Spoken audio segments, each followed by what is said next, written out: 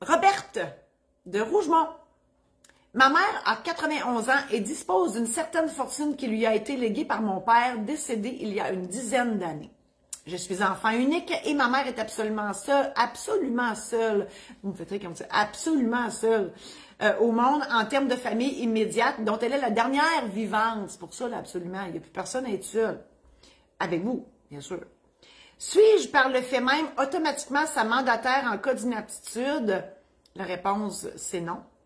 Comme le sujet de l'inaptitude la tourmente, devrions-nous passer devant notaire à ce sujet et quelle serait la démarche que nous entreprendrions?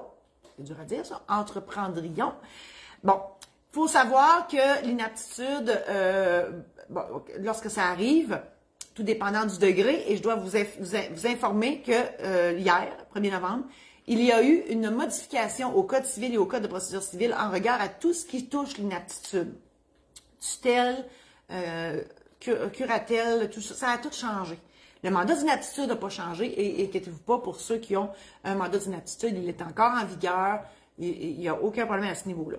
Mais la nouvelle loi met en place une formule cas par cas qui est gérée parfois par le tribunal, parfois par le curateur public, donc on appelle ça des tutelles modulatoires. Donc il y a des degrés tout dépendant de l'inaptitude de la personne. Moi, je trouve que c'est bien.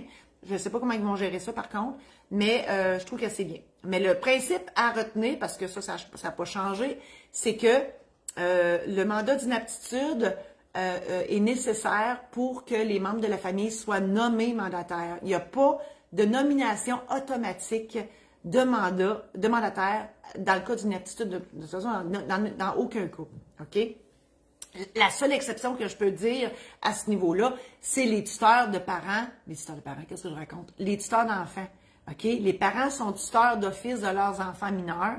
C'est la seule place où ça s'applique automatiquement. Ailleurs, ça c'est pour une personne majeure, inapte et ainsi de suite, il n'y a aucun automatisme. On doit nommer les gens en qui on a confiance et qui veulent exercer cette charge-là dans un mandat d'inaptitude, idéalement notarié. Voilà. Je vous invite, oui, à partager cette chronique si vous l'avez aimée et si vous pensez qu'elle peut rendre service à d'autres personnes que vous. Je vous invite à visiter mon site internet marie-josée-saint-laurent.com où tous mes services sont là.